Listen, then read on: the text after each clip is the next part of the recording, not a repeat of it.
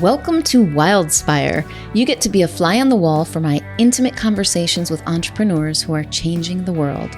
I'm your host, Stephanie Benedetto, coach, storyteller, and unmarketer at The Awakened Business, helping coaches and change-making entrepreneurs unleash their inspired message and share it with playful unmarketing. I'll ask curious questions and explore uncharted waters with my guest today. Anything can happen when we step into the unknown of infinite creativity, and that's where we're going to play.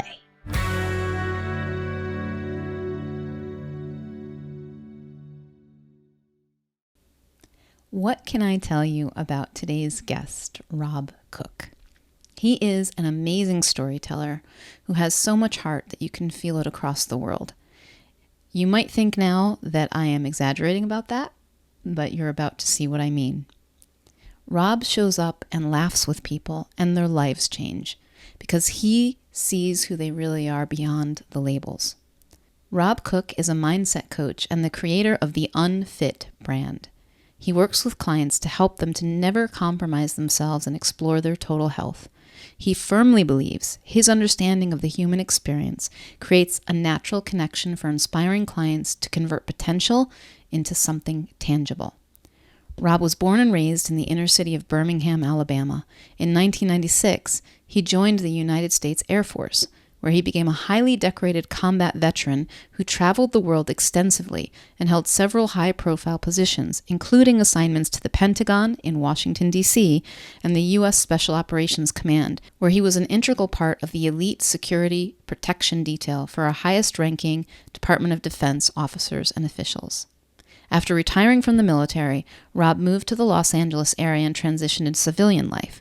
Through his mentor and close friend, he was introduced to the Three Principles global community.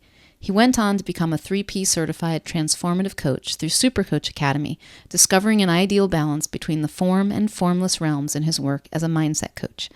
As the founder of Unfit, he offers a fresh approach on how to unlock your health from the inside out through coaching and speaking for startups, nonprofit organizations, Fortune 500 companies, and everything in between. I'm also excited to be bringing you more of Rob very soon in the Awakened Business community through a free event called Impromptu, a group adventure of creativity and imagination, in which you'll get to play with Rob and me to create an improvised group performance on the spot. So keep your eyes posted and make sure that you're on my Wildspire email list at theawakenedbusiness.com/Wildspire to get more details. And now, without further ado, meet Rob. Hey, Rob. Hey. I am so excited to have you here with me today. And as I was contemplating what this conversation might be like, of course, I was making up all kinds of stories about it. They were good stories, by the way. They were the fun kind of stories. Right. And now I'm about to drop them all. Just watch me. You see me drop it? I dropped it. Okay. So I would like to tell the story of how I met you.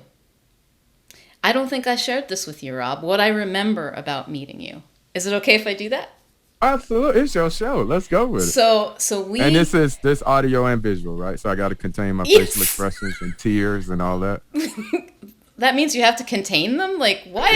Who made up that rule? I don't want to be looking all ugly on the show with my lip. And, I just want to make sure, I got to get myself ready. If it comes to that, you can just temporarily hide your face. I'll block it out for your own privacy, modesty's sake. There it is. Yes, got it. Like they do the little blur. Yes. Sorry. Go ahead. I'm sorry. Yeah, you totally interrupted me, Rob. So, how dare you?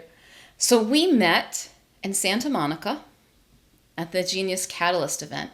And this is where I first remember seeing you, like really noticing you, Rob Cook, the man, the myth, the legend.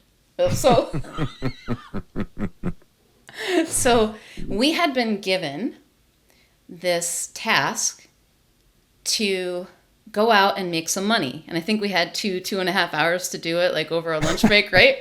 Yes. And I remember that. Yes. So everybody had to go out, and we had really no restrictions on how we could do it. And I was really excited because I love the game of making money. And I was like, I'm going to find my friends. And anyway, this story is not about me. It's about you. And so you came back from that experience and got up and told a story about a homeless man. You remember this, right? Because it affected me. Kristen, yeah. Kristen, I remember the story very well. Okay, yeah. So would you tell me that then? Because the thing that you saw touched me, and I have since shared the story with other people. But essentially, the way I like to frame it is you taking money from a homeless man. And yeah, tell me that story, Rob, if you would. Bring me back to that moment because it was so good. Yeah, okay. Please listen all the way to the end of the story because the way she set it up that I took money from a homeless guy just really sounds like I'm a bad guy. Well, that's the point. Okay. You know me well enough as you're listening that I would never do that to someone unless it made him look good. So he looked good, yeah, right? That is so funny. So what I remember what it was Michael it was an exercise in genius catalyst around the conversation we have about money.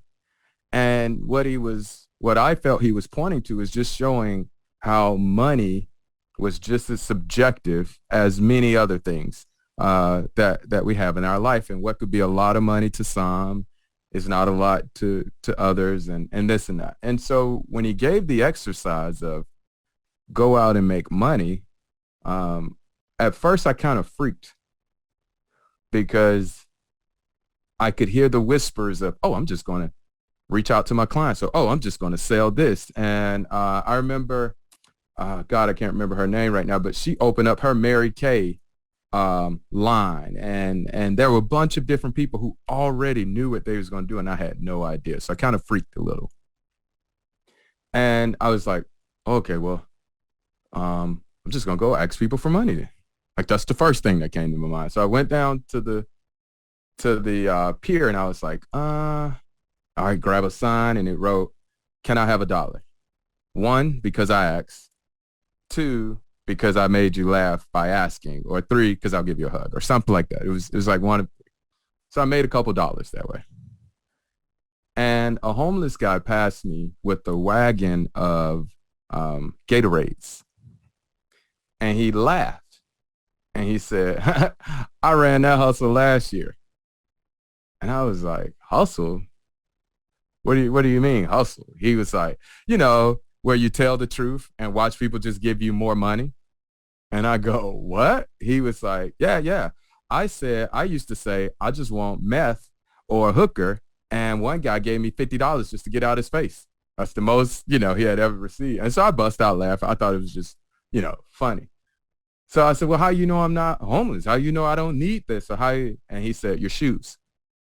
So anybody who knows me know I was a huge shoe fanatic, like custom shoe, all of that. So he knew by the shoes that I was homeless. Well, that prompted a conversation where he was basically saying that it was harder for him to make money than me by doing that particular task. And so he was like, see, like I'm selling Gatorades. Like people judge me because I'm homeless. But if you were selling, they wouldn't judge you. And I was like, no, they're judging you because you're cussing them out while you're asking, do you want to buy a fucking Gatorade? Anybody want some fucking Gatorades? Like, that's why they're not buying. This isn't judgment. You're a bad salesman. So he bust out laughing. And I don't know how, but we just fell into this space where the conversation went to, it's like, look, man, all I had to do was make money. So I've made about $5 or $6. My assignment is done. How about we just go sit over here and sell these Gatorades together? So he was like, cool, whatever. So we get over and the conversation continues, but I'm the one asking now. Like, hey, do you want anybody? Would you like a Gatorade, ma'am? Hey, you look hot. Would you like a Gatorade? Hey, the kids. I know the kids. Like, what's your favorite color? You want blue Gatorade? And so, of course, the parents are buying. So we're selling now. We got into this conversation where him being homeless didn't throw us off track, and he didn't know what to do with that. He could feel something different by every time he would say, because I'm homeless, and it had no effect or no bearing on how I continued to treat him. He thought that was odd in a sense. And then we got into what would be other ways he can make money. I was like, well, you're homeless. You see all these YouTubers around here who are trying to play pranks? Sell a prank. And he was like, oh, yeah, I could do that. I was like, yeah, they cut a lock of your hair for $500 or something. Who knows? I'm just saying.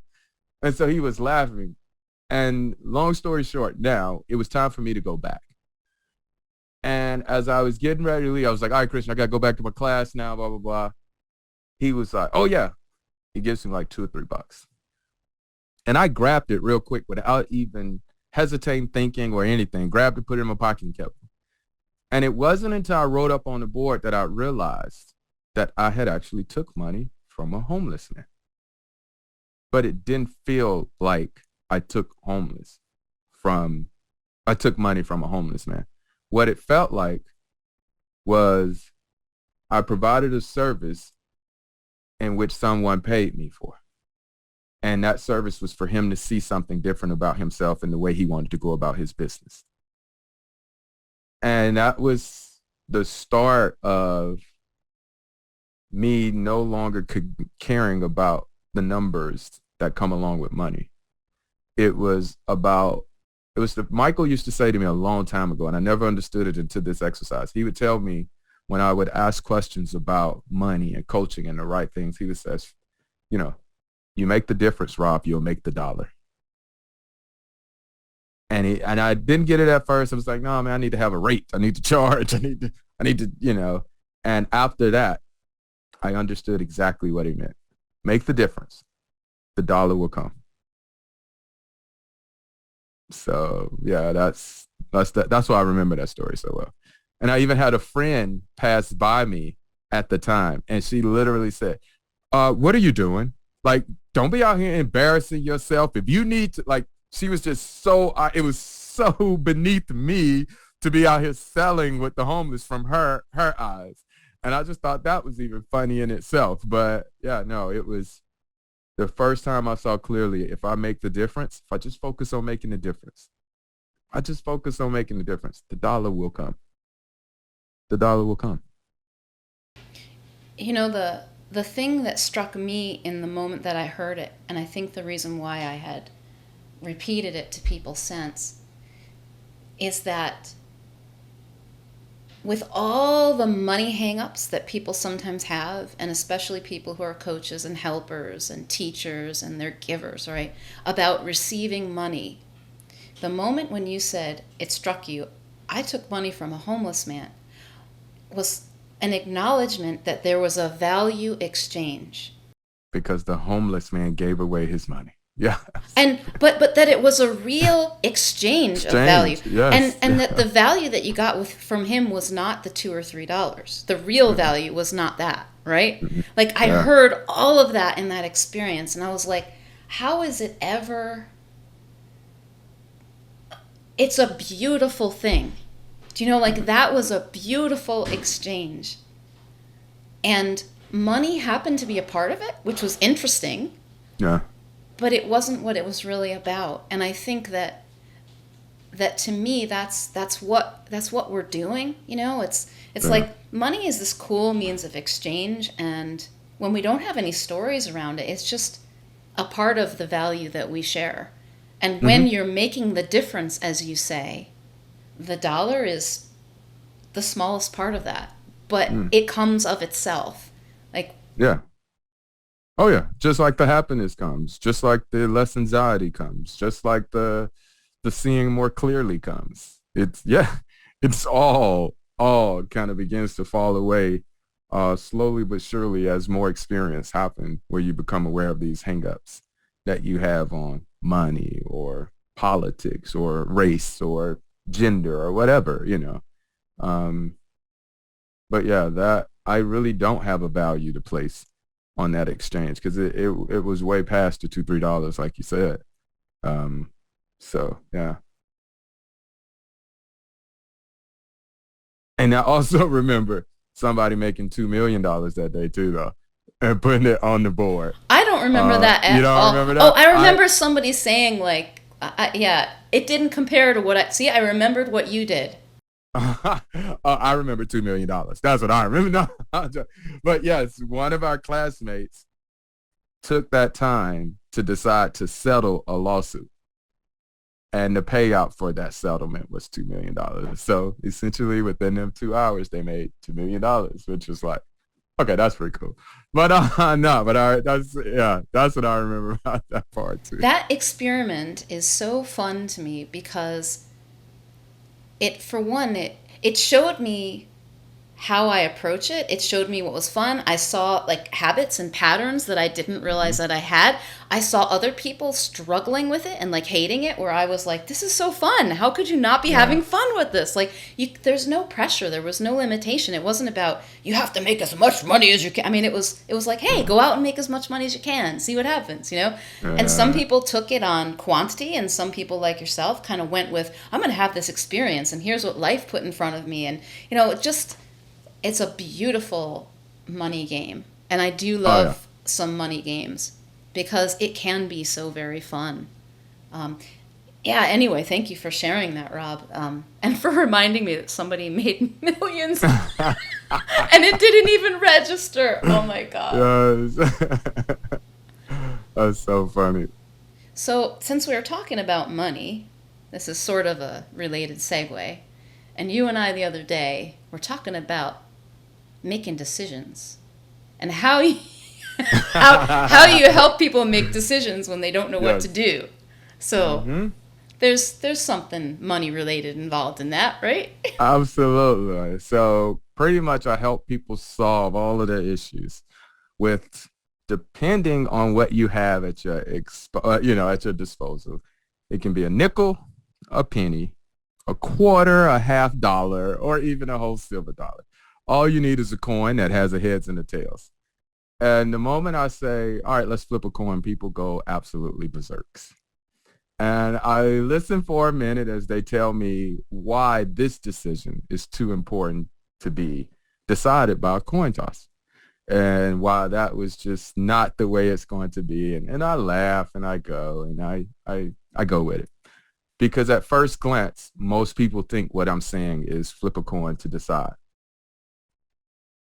What happens when you flip the coin is we really get to see what you want. Because if we're saying the coin, let's say flipping the coin heads, we go right, tails, we go left. If you really want to go right, when that coin lands on tails, you're going to say something like, best two out of three.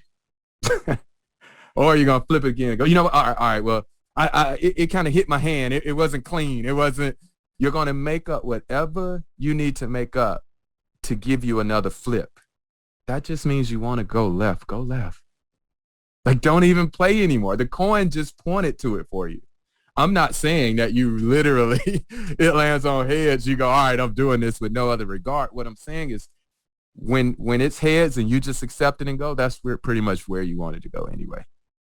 So it just reveals to you more of that. And it just opens people up when they do it because it's so much around the randomness of a coin toss being the deciding factor of something that we tag so serious. So I just love playing with that. Do you have one now, Rob? Like, do you have something, a All decision right. in your life and a coin and like something that you'll do a coin flip for me with? Do I have a decision? Yeah. Ooh, no, I don't have really. It doesn't have to be a super huge one, just for the sake of demonstration. I I have can't one think for of, you. go, Oh my go, God, I okay, have one for you. go. Okay. How about this? The question is, I hope this is okay that I'm doing this. If it's not, you'll tell me later and we'll fix it. The question is, would you like to completely change the direction of your business to incorporate these experiences and parties and music and all of that stuff that we were talking about the other day? Is that a Yeah. good question to ask? Okay. Yeah. But I already know where we're going with it, which is I'm going to parties and buildings. So, but let's flip. Let me find Yeah, like one have the more coin. experience of it. So let's give some background here, by the way. Do you have a coin around? And I can give the background. All right. Yes. Let me get a coin and you get the All right. background. Got it. So as you heard in the bio that I gave for Rob, he had a background in the military and in fitness and has done personal training and then doing coaching as health from the inside out, and all these kinds of things around coaching to help people, and kind of using fitness as a metaphor for how you live your life and how you can find health, right? And the other day we were talking about some of the things that Rob really wants to do and his passion that's emerging for music and mixing and like taking tracks and like of people speaking inspiring speeches or whatever, and mixing things. I don't even know the right terms to use. But anyway, and like having parties and being a host and helping people just have a good time, which, by the way, we're going to do for the Awakened Business community because I twisted Rob's arm and I'm making him do it because I'm compelled. So that's my question. Like, and this was fresh the other day, right? After we talked, that you were like, oh, you saw something. So what's the question that you want to ask? Not the one that I put on you, but the one you really want to ask. No, I'm free to go anywhere. The part what I've seen since that conversation that I wouldn't have to flip on, and I know that's probably where I am taking what I want to do, was when I got hung up on not being able to do it because people wouldn't receive it from me, in a sense. So it was I'd finally cracked this little, it almost seemed like a thin film or almost a glass ceiling, so to speak, something that I really didn't see was there that I just kept bumping up against. And that was that, again, I was using fitness just because I was thinking that would be easier for people to accept through my voice, because I'm an athletic build guy and because I was a personal trainer. Well, fitness is my self-care. That's what I like. And it doesn't mean that's the only way to prioritize your self-care. But once I realized my reasoning for not doing it the other way was because some of my colleagues has master's degrees, PhDs, practices in which they've made millions or even been doing this for 20, 30 years, I felt like, ooh, that's a big arena to play in. And as long as I kept that barrier and bumping up against it and not being truly authentic, in my opinion, to not compromise myself. And what I mean by myself is understanding that before I use the preferences or labels to identify me, I'm light in love. And what I was looking at this situation of my business with was with acceptance or fitting in eyes. How would they best receive me, feel me? And well, what I know now is how people best receive me is when I'm me. How people best feel me is when I'm me. Not when I'm me trying to be like they want me to be. When I'm just me. And so, yeah, the parties are coming. The parties are coming. The experiences, these activities that just awaken ourselves up to who we are. I even kind of started it in the way that I teach self-defense. Before I used to try to teach all the striking and all the kicks and everything, but I've been training self-defense probably for 15, 20 years now. It's super hard to try to get somebody to figure all that out in 3 to 5 weeks. It's like, so why would we teach it that way? What I started doing was creating overwhelming and stressful environments within the classroom to see how they responded. So I would have you stand on the wall and you would just have to stand there, and I say react accordingly. And there's 3 students in the classroom that run at you with the mid pads or screaming at you or throwing a Bosu ball at you. And it's just that reaction of how you respond when all of this comes on you that kind of starts teaching you how you will act in a emergency situation.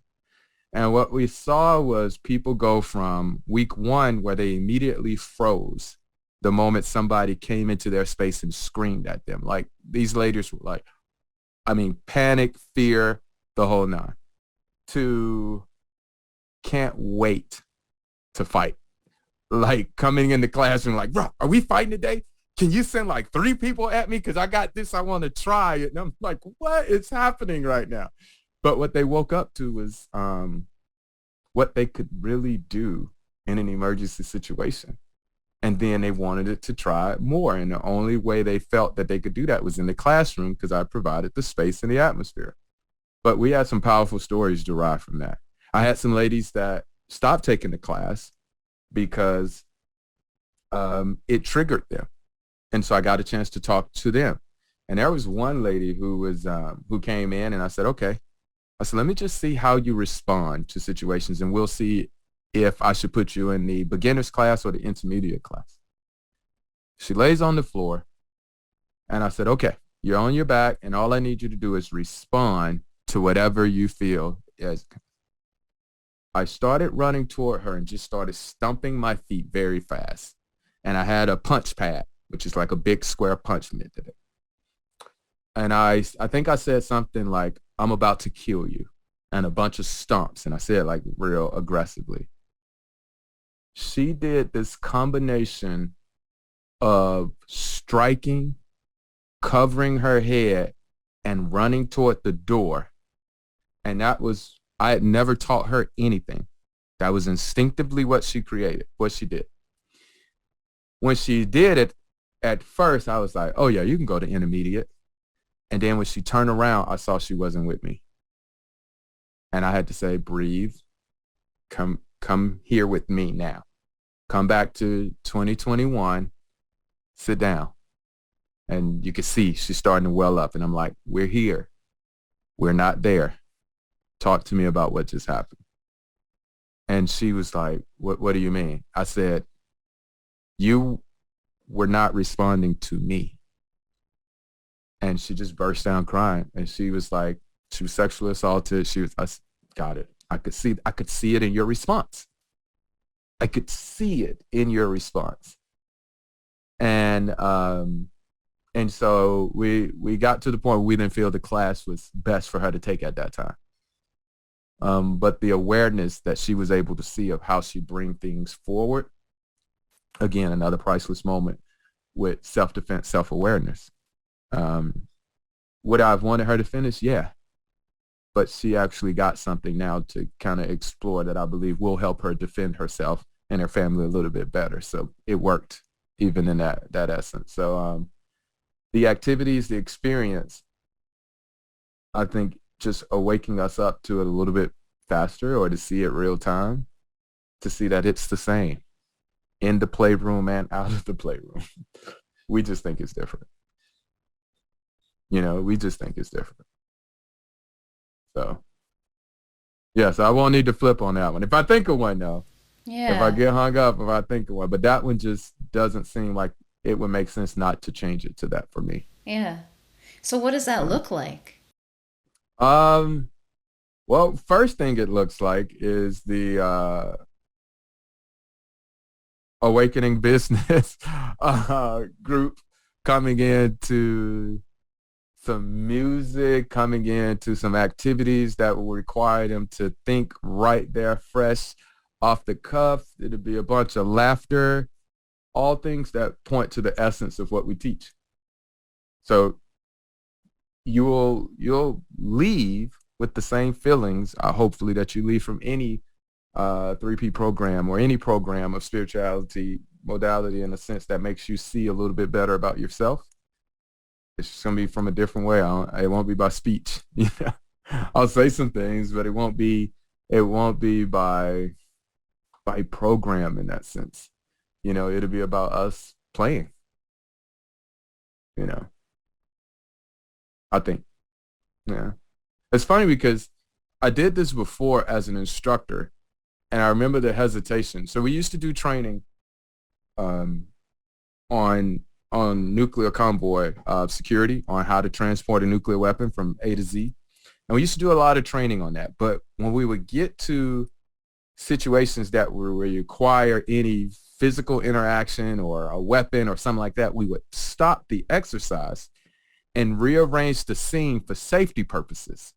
So we would skip over the fight and the gunfight and the battle and all that, and we'll reposition everything as if it just ended and to start from there.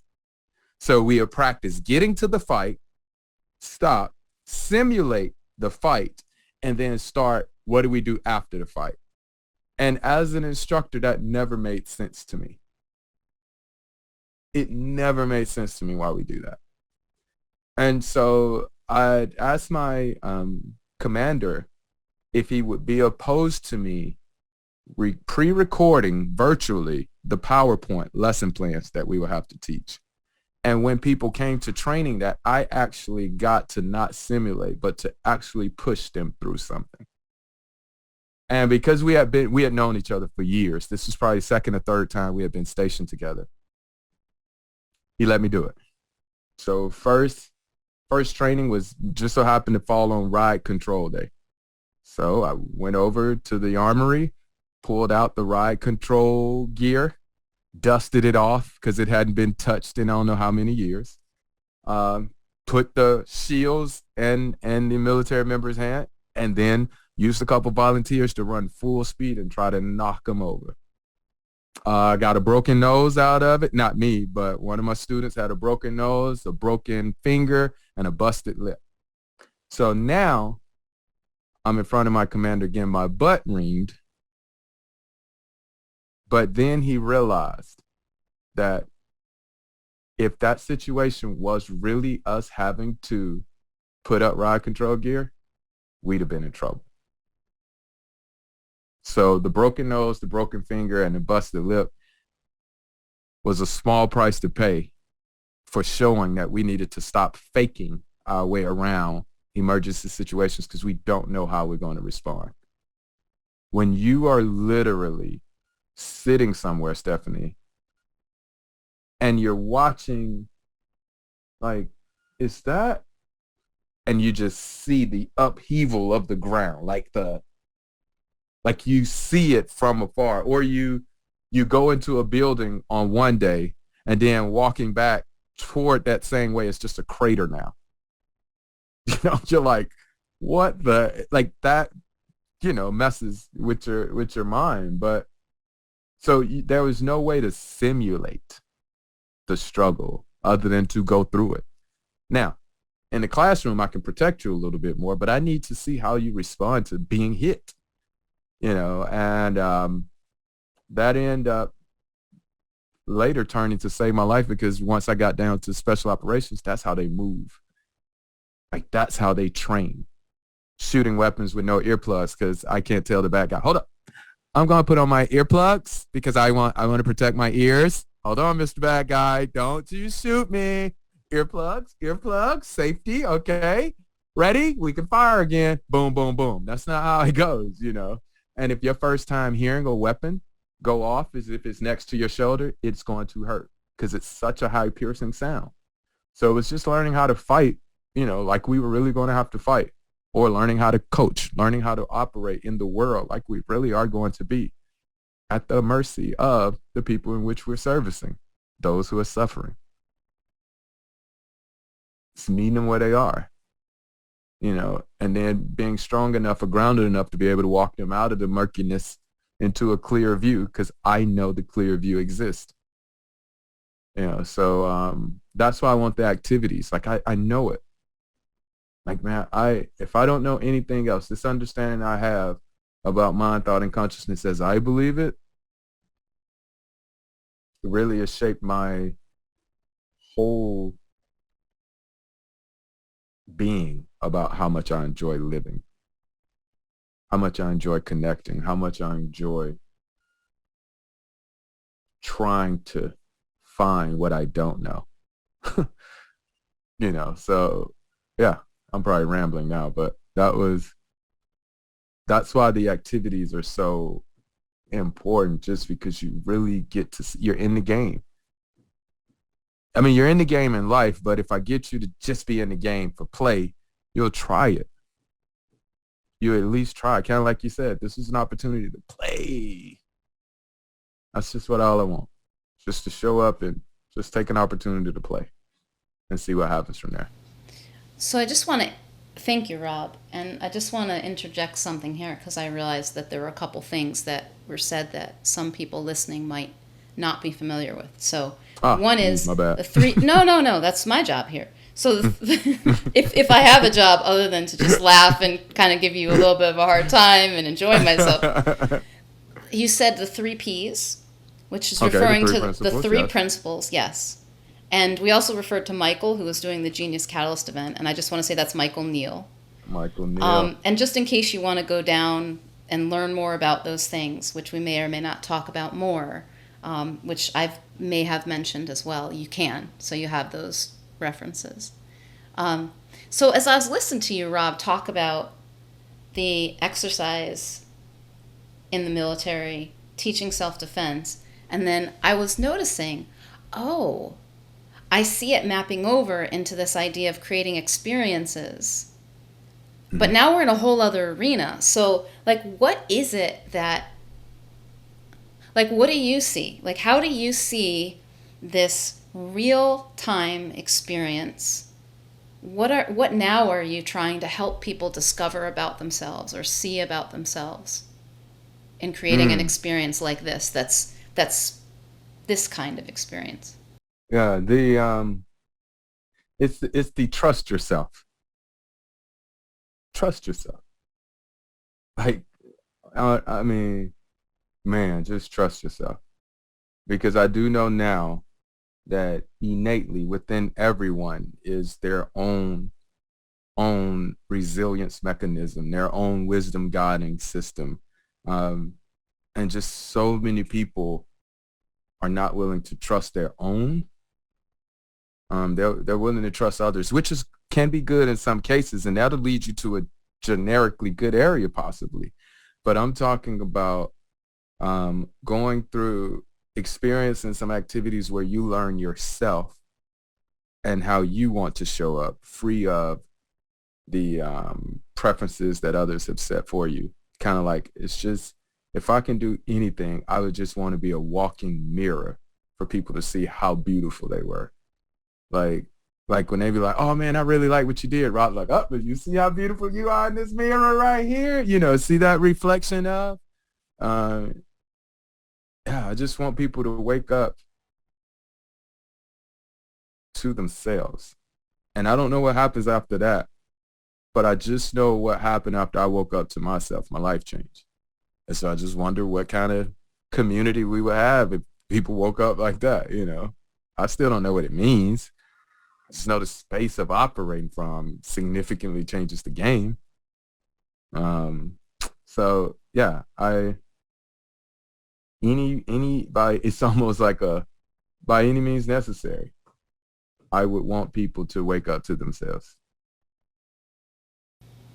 So would you tell me, Rob, that story about, and you can tell it short or long or however it occurs to you in the moment, of you waking up to yourself and what you have seen that makes the three principles so powerful for you and for the work that you're doing as it's as it's been evolving. Yeah, it was realizing that most of my personal suffering was attached to behaviors I had created for trying to be accepted or fit into some type of identity group or block. Um, whether it was a gang member, whether it's a police officer, whether it's a military, whether it's a black American, whether it's a husband, father, son, what all of these different labels and boxes and categories that had about a bazillion guidelines for each one of them, which then made life super, super hard.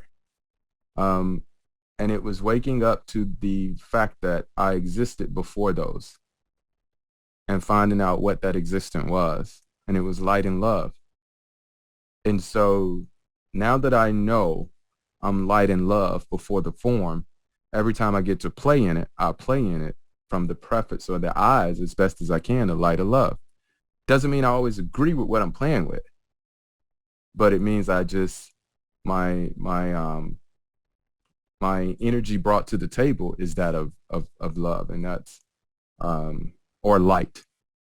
And I guess that would be because I used to say, oh, well, everybody's operating in some type of either ignorance or innocence. I used to say it like that, but then now it's like, no, it's all innocence.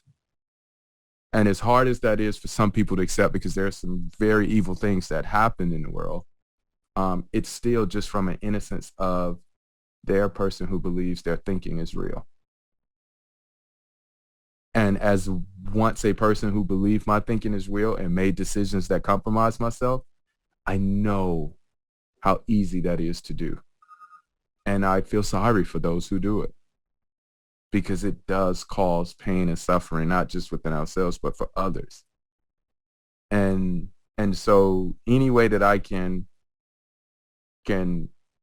put light and love, space created light, reflect or open up or put illuminate things we need to talk about. Um, that just I lose taking things personal with that. I don't really pay attention to behaviors as much anymore, because it's kind of like if you curse me out, obviously you're angry. Well, that's what angry people do. They curse folks out. So I more get concerned about why you're angry or letting the anger flow through and then getting back to the conversation once you're not angry. Um, Insecure spaces play out with certain actions. Once I see the actions, I'm not mad at the actions. It's make perfect sense. Insecure space produce this action. I don't need to argue, fight, fuss, spend years on the action. I just go straight to the space. And by virtue of dealing in the space of the uncertainty, the gap or whatever it is that's there, all the actions kind of seem to fall into place. And I remember saying this on one time I was on this so-called quest of self-development, self-guidance of I'm going to try to root out everything I hate. So I wrote this whole list. I hate this. I hate this. I hate this. I hate this. I hate this. And so one by one, I pick up and try to go read about it and get some information about it till I felt like I no longer hated that subject or that thing. Or I got educated on it, whatever case it be. And I probably made it a couple weeks with that. Scratched a few things off. And I remember looking up on my board here with the things that was wrote there and going, wait, that's about 7 or 8 things up there. And they all start after I say I hate. What if I stop hating? Would I have to individually address each and every one of these items? No, I wouldn't. And that's how I got from not worry about my behaviors and more so just ensuring the space that I come from is one of love and light. It's no matter the conversation, whether the conversation is about race, whether the conversation is about your dislike for my country, whether the conversation is about your dislike for my color. Cool. That's how you feel. Doesn't mean you don't still deserve an opportunity or a space for love and light, for you to see something different. That's it. Like I believe this, so the best way of believing it is demonstrating it. Period. Period. Like just getting to the point where any suffering on any level hurts you, where cursing out another individual makes you feel bad because you realize you're the same. Like being evil makes you vomit almost, because it's almost like you're being cannibalizing in a sense, eating of your own because you're the same. It showed me the difference in the oneness and the duality. And I get duality. That's how we experience life. I get it. You have to do a separation, for us to have the human experience. But I saw that the separation is within the oneness, not that the oneness was in the separation. I saw that who I thought I was inside of who I am, not me being spiritual and fitting into a body. No, my body is inside of my spirituality. My work, my efforts, my behaviors, they're just that moment reflection of how I feel. That's it. If I don't get hung up in them, I get to string a lot of them together, But if I get caught up in them and they start producing another box, then comes to suffering. Next thing you know, I'm burnt out. I need a break. And for me right now, I've been in the work since about 2018 and have never felt like I needed a break. Like I sometimes feel like I'm not doing enough. So that's the what this understanding has shaped or changed for me, in the way that I just want to live, want to be, want to exemplify.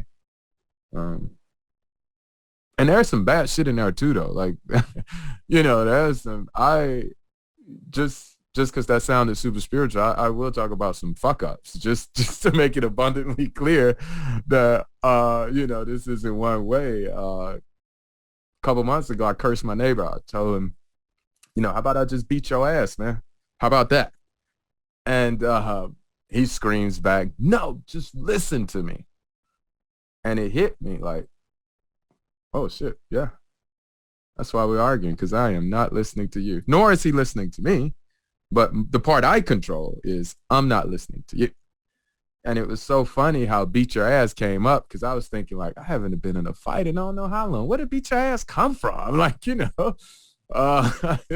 so yeah, just that, or I mean, just so many other things. Getting some right, getting some wrong. My daughter called me the other day, and I was doing something with trying to get some marketing materials ready. Totally ignored everything she said for like the 15 minutes she was talking. I was like, hey, I can't talk right now. I got to go. Bye, bye. I'm doing something important. Doing something super important. I got to go. Bye, bye.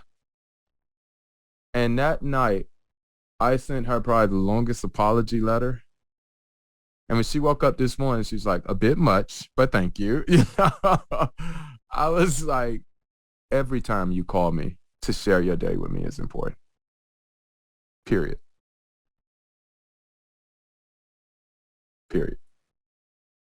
That was my bad. And I never even got the marketing shit together anyway. You see what I mean? Like I miss getting to talk to my daughter, and I miss getting the marketing shit out. It was like, So yeah, but again, the light and the love with that is not beating myself up over it, and being willing to go tell her I was wrong for that. So it's not being perceived as a behavior to replicate or to do, or that's normal, or that should be accepted. Yeah, so that's how it looks for me. Thank you, Rob. What I hear in that when we talk about love and light, sometimes I hear that as a blanket positivity that people try to make themselves be love and light, and that is not at all No. what I hear from you. It's like being love and light with the real world, with the real stimuli, in the midst of attack, in the midst of drama, in the midst of the crap thinking that influences us in low moods. That sometimes leads us to have behaviors that are not the best. Yeah. And having love and light in that for yourself and other people, and coming back to that space, right? So it's what we are, it's what we're in, it's what we are of, it's what we are made of. So there is no faking or forcing. You can't. There is no plastering positivity over it, and there's no need to. Yeah. Because it's what we are. And there's something that, when we see that, when I have seen that, it's so much kinder. When I am seeing that clearly, I am kinder to myself. I am kinder to other people. I cannot not be kind when I'm touching that. And I think if someone hasn't had that experience, they really haven't seen it. And that's okay too. Or maybe they don't know they've seen it, right? Because I think we all have had moments. That's what I come back to, is that we all have touched that space, that what we really are. And maybe we thought I was in a good mood that day, and so I was able to touch God or feel the oneness. It's because it's always there. Yeah. Oh, it makes it, yes. It's not that we got that one time we showed up at the same grid coordinates at a location, or no, it's been there all along. It's under there now, even though you don't know it or think it, in the midst of what's going on. And it helps. It literally helps. Another thing it did is move my reality from feeling as it was being perceived happening to me, rather create it happening for me. Because if I think about one of the most tragic things I've been through in the past couple of years was the death of my nephew, because he was only 11 months. And everybody I talked to was saddened in a sense by the death of it being such a small baby, like infant or whatever. And it wasn't maybe 45 minutes after the memorial service where I stopped and began to look around and see members of my family hug and talk to members of my family that hadn't done it in years. And it was the first time my mother and my stepmother, and who I call mom because I'm 40, almost 45 years old. So she's been around for almost 44 years old. She's been around that long that I call her mom too. So we're talking 20, 30 years at least. It's the first time they stopped whatever disagreement they had about being the ex and the new wife or whatever the case may be, and just dialed in on taking care of my little brother, their son. It was like I'd never seen this. My mom would handle my brother on a Monday, and my stepmom would grieve on that Monday. And then on Tuesday, my stepmom steps in and does all the funeral arrangements, and then my mom grieves. They literally came together and became a mom unit almost, because what was most important at that time was their son hurting. I don't know if that would ever happen if my nephew wouldn't have passed. And so I was telling my brother, I was saying, in just 11 months of life, that kid was able to get our parents to sit down at the dinner table. And not one of the 5 siblings were ever able to do that. And we've all asked for it. He did it in 11 months. It was like the relationships, the cousins, his death re-shook up my family to want to be more connected, to want to get to know. They caused my dad to reach out to one of his grandkids that we hadn't seen in the 13, 14 years. And then they were just able to pick her up. She graduated high school this year. They was able to pick her up, and they had her this weekend. It was the first time she had met her aunts, first time she had met cousins, and she's 18 now. But that derived from that feeling of wanting to be close because of that death.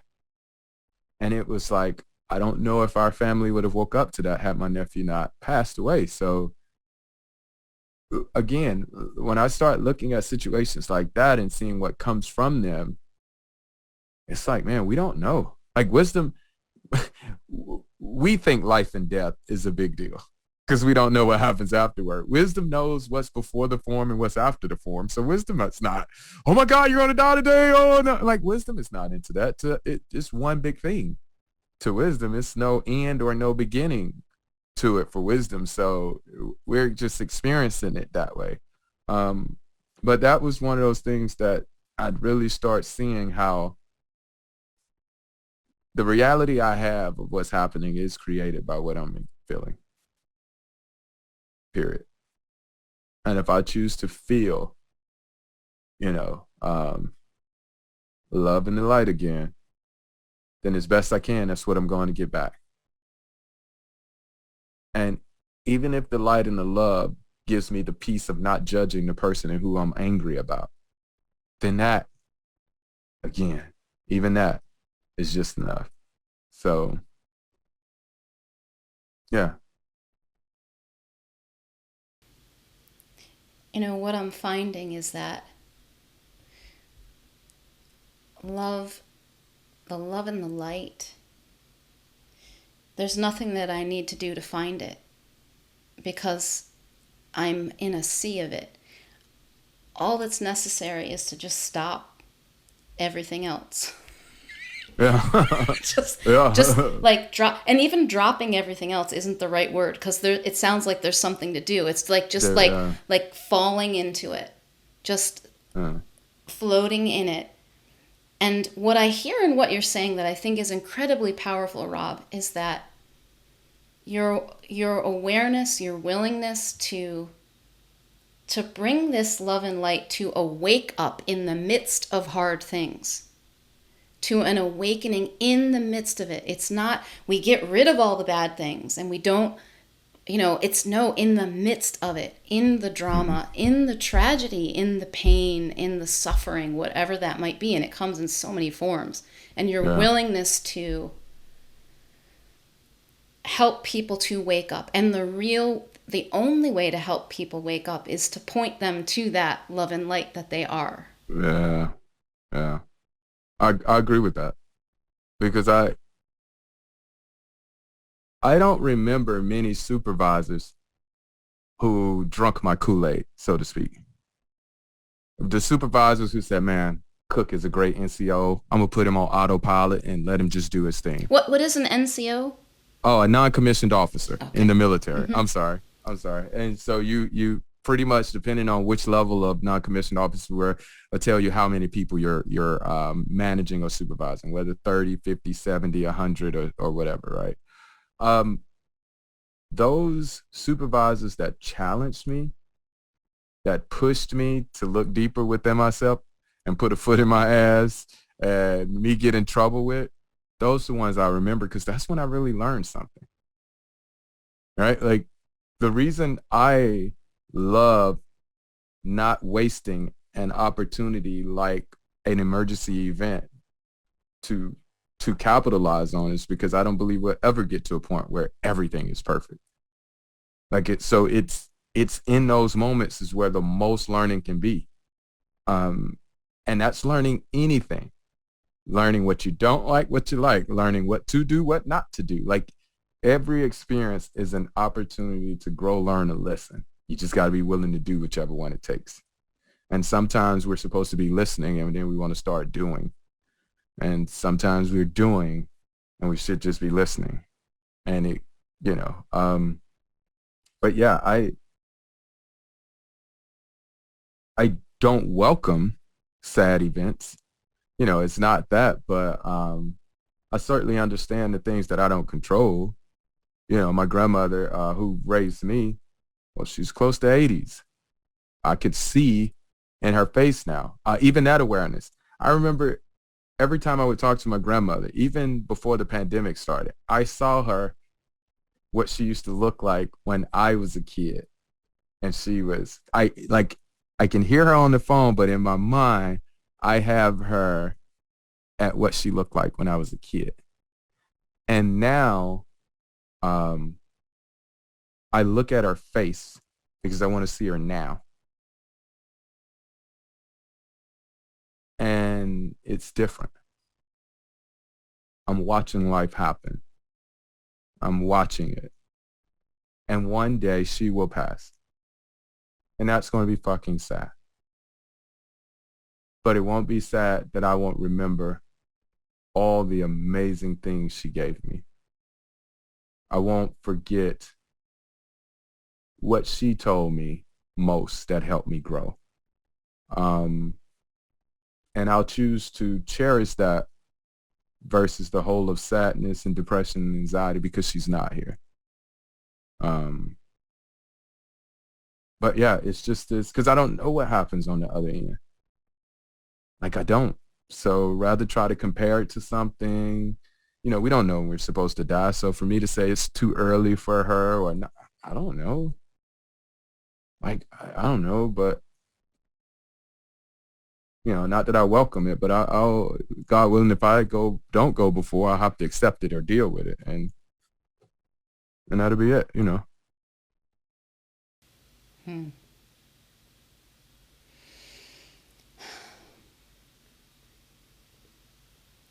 So Rob, wow, just listening to you, I have so many feelings go through me as I'm listening to you talk. I like I'm not crying, but the tears are like right there. And not in a sad way, but because I feel the beauty of it. I feel so much beauty and appreciation for that in the midst of. I feel the recognition of the innocence of people. Man, does that touch my heart. I wish I could show people that more clearly. How beautiful and innocent they are. Because I knew if they saw that in themselves, they would see it in other people.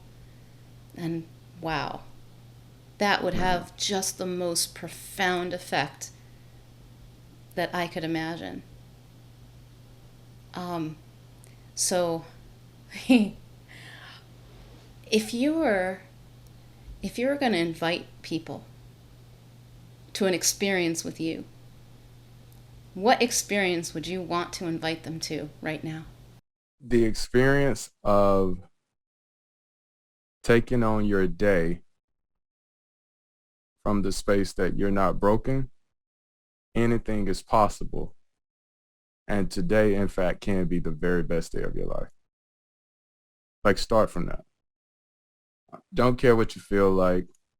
Don't care if, whatever. Don't care about that part. But just start from that space of I'm not broken, meaning the answers are within me. So just slow down. You ain't got to go out and find it. They're within you. Anything is possible, meaning just because it is a obstacle or a so-called problem right now, since anything is possible means that we just haven't found the solution, but one exists. Like the mere fact that something is called a problem means a solution exists because problems are solvable. We know that. And just really create. Like healthy living is an art. It's an art. It's not any one way of painting your portrait of art or showing your reflection of love for yourself or for the world. I just ask that you create that art from the inside out versus the outside in. Just looks a lot better from that space for me. That would be it. That would be would be a big ass event on art class from the inside out, Hmm, cool. So, if people, where's the best place for people to find you, Rob? If they want to learn more about what you're up to in the world, where should they go?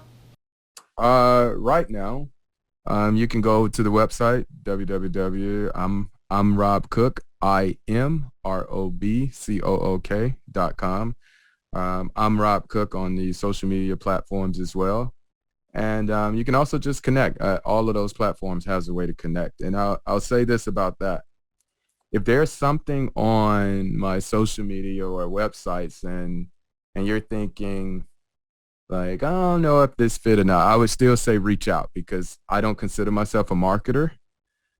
So it's very well possible I didn't explain it as clearly as I could if we'd have been on a phone call as I do for a website or a social media. You know, I try my best to reflect my work on there, but I best know my work is when I'm dealing with people. So I would just say if you look at it, if you get anything close to an inclination or a feel, give me the extra credit for not being a good marketer and reach out and let's connect. And then as I grow with that, hey, that'll all match up. But don't count me out if you're just looking at me from those platforms. Like give the real Rob a shot if that makes sense. I have a hard time imagining that if someone is if someone is listening to you and resonating with what you're saying right now, that they'd have any doubt if they're one of your people, they would know. Mm, Because all marketing really is clear communication. It's powerful, potent communication. And this is what I know of you, and what to kind of bring it back to where I noticed you. I was like, wow, here is a being who speaks from their heart. And that's what I hear you do every time we talk. And there is a clarity in that, and it cuts through all the crap. And there's a lot of crap out there. That does not need a fancy brand image or a clever marketing tagline. Just you being you. As you said, that's how you make the biggest difference. And it is. I see it. So thank I you. am sure I don't have, if it's meant They will know. Just like it was meant for me to reach out to you again and reconnect and say, hey, Rob, bring some of your goodness to my people. No, I love it. Like I said, man, I'm still having fun with it. As long as my eyes open, I'm going to give this exploration a shot, man. That's how I look at it. If my eyes open in the morning, first thing I do is when I see them, I kind of look like, oh, still in the game. Cool. All right. Let's go get it. Let's see what we can create today. Some days are better than others, but it's all still. I'm trying to have the best time I can exploring it. Nice. Thank you so much, Rob. This has been a blast. So happy. Thank you. Thanks so much for joining me for today's Wildspire conversation. If you'd like to receive a weekly Wildspire email from me filled with inspiring stories, unmarketing experiments, tips for playing your way to impact and income without the hustle and hype, insights from my spiritual business journey, and more, go to theawakenedbusiness.com/Wildspire. Until next time, may you know yourself as the gorgeous wild creation you are.